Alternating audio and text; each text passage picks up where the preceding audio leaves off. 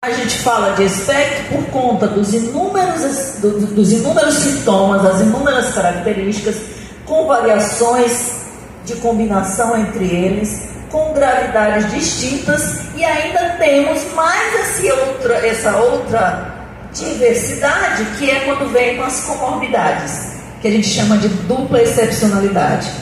TEA com DI, deficiência intelectual. Gente, desculpa que às vezes eu falo como se eu estivesse com minhas professoras lá que já conhecem essas siglas e esses termos. Qualquer palavra que eu falar aqui que vocês não compreendam, levantem a mão e perguntem, a gente está aqui para isso, tá?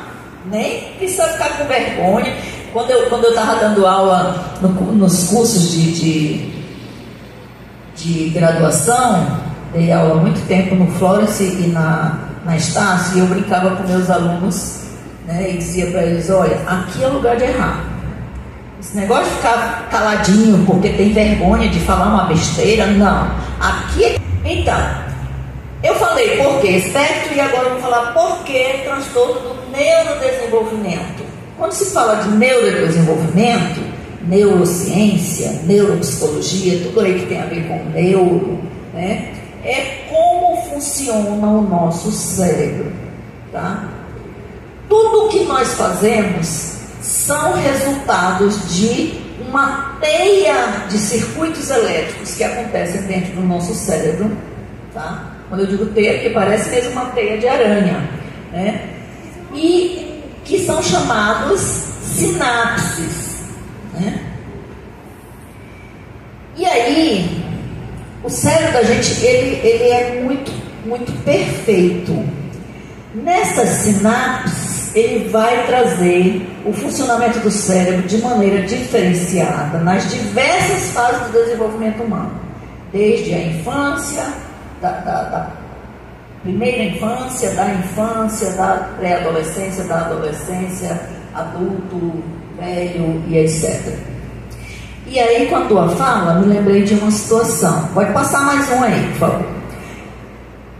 Essas sinapses correndo desde o ventre. Quando a criança nasce, ela começa a ter o contato com o mundo, os conhecimentos vão sendo muito mais aflorados.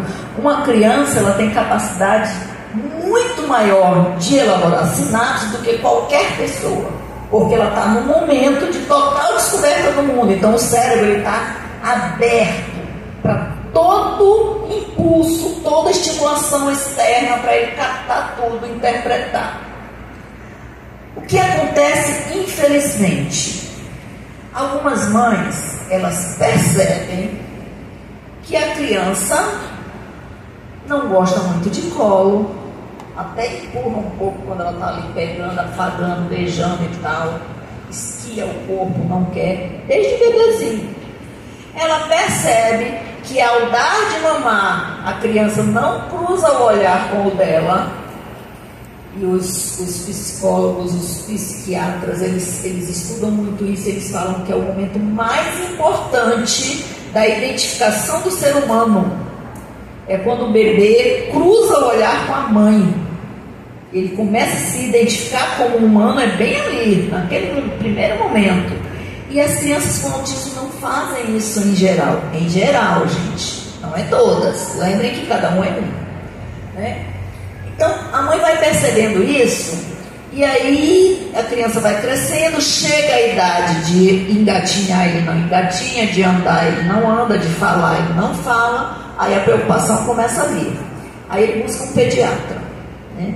Aí às vezes chega num pediatra e diz assim: não, mãe, você não precisa se preocupar, cada um no seu tempo. Eu odeio essa frase, desculpem o termo dentro da igreja, odiar, né? Mas eu odeio essa frase, gente. Cada um no seu tempo. Até os 3 anos de idade acontece um processo inteligente no cérebro. Ele olha tudo quanto é sinapse que está ali sendo trabalhado o tempo todo, e ele percebe as sinapses que não estão sendo usadas. Então o que o cérebro faz? Eu vou eliminar isso aqui para dar espaço para esse aqui que é mais importante. O neural, o processo é tirar o que não é usado para dar espaço para o que é mais importante de usar. Só que no autismo, como tem o espectro, às vezes ele até está usando um pouquinho, mas há uma confusão e ele vai embora. Ou, se ele não está usando porque está esperando o tempo da criança, também vai embora, porque não está usando. Fala, minha querida. Nem sempre, tá? A poda em si, ela elimina algumas sinapses que estão em pouco uso ou desuso, para dar espaço às sinapses que são mais usadas, né? Então, por exemplo, se a criança, ela brinca muito, ela pula muito, ela é muito agitada, ela tem todo esse movimento corporal, essas sinapses do movimento corporal vão ser interpretadas pelo cérebro, que são mais importantes. E a fala, que ele não faz de jeito nenhum, vão ser interpretadas pelo cérebro como menos importante. Então, o da fala ele joga fora. Aí a criança deixa de falar, né? Mas isso, normalmente, essa poda é a dos 3 anos. Uma outra poda neural, nós temos poda neural constantemente, gente. As mais importantes são a dos 3 anos e da adolescência. Na adolescência a gente costuma ver muita coisa também. Tem crianças que vieram até a adolescência, todo mundo dizendo assim, nossa, minha criança, meu menino, minha menina é tão quietinha, ela é tão tímida, não conversa muito com ela, ela é tímida e tal, e vai levando, achando que é uma timidez. Quando chega na adolescência, vem a poda neural e aí começam a surgir outras características mais evidentes, aí que a gente vai descobrir que é o autismo, né? Então, é necessária, a poda neural, ela não é uma coisa ruim, ela é necessária. Olha, eu estava estudando um artigo outro dia de um neuropsicólogo que ele falava sobre as nossas emoções. Eu achei impressionante e vou compartilhar com vocês, porque eu tenho certeza que é muito importante. Ele diz assim, as nossas emoções e os nossos sentimentos nós podemos educar, nós podemos controlar, porque tudo depende das nossas sinapses cerebrais. Então, por exemplo, eu perco um ente querido, e aí eu estou muito triste, e eu só penso nessa tristeza, por mais que as pessoas me convidem para ir num passeio, para tentar desaparecer, para tentar sorrir, eu só quero ficar triste, É mais importante para mim a tristeza do que a alegria.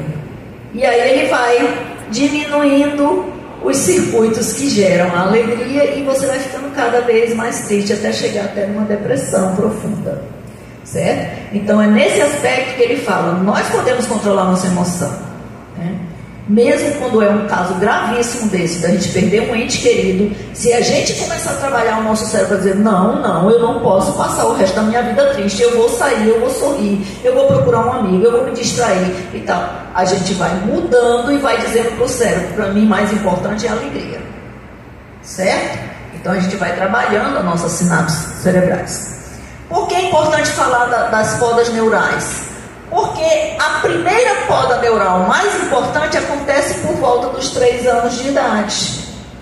E aqueles pais, aquelas mães, aqueles vovós que estão ali com suas crianças, com várias características que estão denunciando que precisa de uma investigação, porque possivelmente vai ser algum transtorno, e ela fica ali evitando, porque não quer encarar a realidade, porque não, isso é besteira. Se for eu que for falar para algum parente, ele vai dizer, não, é só porque tu é da área do autismo, agora tu vê autismo em tudo, né? E aí eles vão protelando, que é uma forma, é uma autodefesa, às vezes até inconsciente, de não querer encarar a verdade. Só que isso tem um problema sério, porque se você não busca logo lá, quando você percebeu que o seu bebê não está cruzando o olhar com você na hora da amamentação, que o seu bebê prefere ficar o tempo todo no berço ao invés de estar no afago do colo, que o seu bebê tem algumas questões alimentares, né? Questões de sono e algumas outras características que a gente às vezes vai percebendo. Se a gente não corre logo para uma investigação, a gente vai só adiando. As sinapses não vão acontecendo dentro da estimulação que a gente precisa dar a cada faixa etária de desenvolvimento, e aí chega a primeira poda neural, leva um monte de coisa. Daí a grande importância do diagnóstico precoce. A gente receber de um amigo, de um parente, de um professor a notícia de que, olha, eu estou percebendo que a sua criança não está atendendo os marcos do desenvolvimento que a gente espera para essa criança nessa idade. Por que você não procura um psiquiatra? Aliás, um psiquiatra não, um psicólogo ou um neuropsicólogo para dar uma investigada? Tem mãe que briga com a gente, fica zangada, não quer mais nem ir para a escola levar a criança. A gente só está tentando ajudar. E tem mais um detalhe: os transtornos normalmente são mais evidenciados na escola, principalmente o TEA, porque se a dificuldade é a comunicação e a interação, é ali que ele vai ter os maiores desafios de se comunicar e interagir com inúmeras pessoas. E é ali que a gente consegue observar mais as características e alertar a mãe. Agora, claro, o professor ele não tem nenhuma autoridade para chegar e dizer assim: olha, eu estou achando que teu filho é autista, leva para o médico. Não, isso não. Ele não tem nenhuma autoridade para dizer isso, mas ele pode dizer: eu estou percebendo que a sua criança não está dentro dos marcos do desenvolvimento e eu sugiro que você faça uma investigação. Aí é diferente, ele está te ajudando, certo?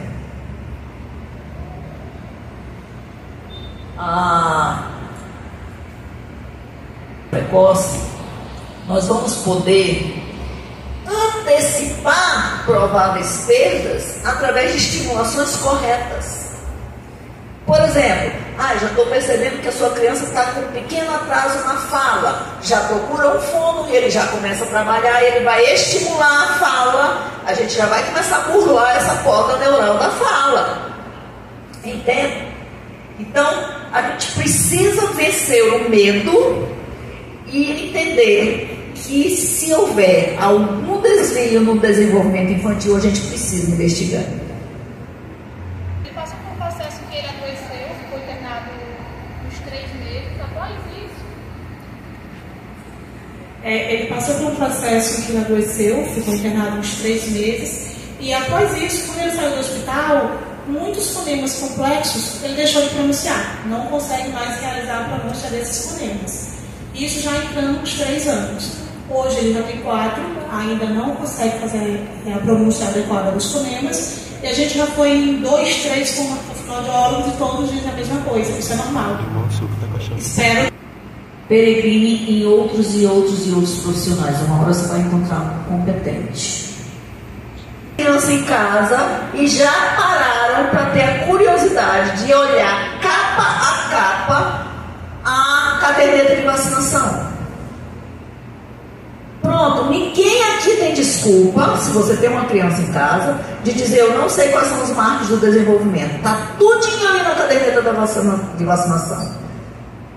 Exatamente para que qualquer pessoa da área de estudo ou leigo possa entender: bem aqui minha criança não está atendendo, deixa eu ver o que está acontecendo. Então é muito triste. Infelizmente, eu usei a palavra competência, mas não seria bem esse caso, é expertise mesmo, porque não é que o fonoaudiólogo não seja competente na área dele, mas ele ainda não tem a expertise do TEA. E quando nós conseguimos fazer essa intervenção mais precocemente, como eu falei, a gente consegue buscar corrigir e remediar atrasos ou anormalidade dos eixos do desenvolvimento neuropsicomotor ou comportamental das crianças, certo? Eu tenho a sensação, eu não tenho certeza, mas eu acho que eu fui a primeira pessoa a identificar o primeiro aluno com TEA na rede. Eu era professora da língua portuguesa do 8º e 9º ano, o 8º, ainda não tinha 9º ano nessa época, do 8º ano e 7º e 8º. E eu fui fazer uma pesquisa, da minha pós em psicopedagogia, e me entregaram essa criança para a gente poder começar a estudar por conta dos comportamentos dele. Mas ela não aceitava.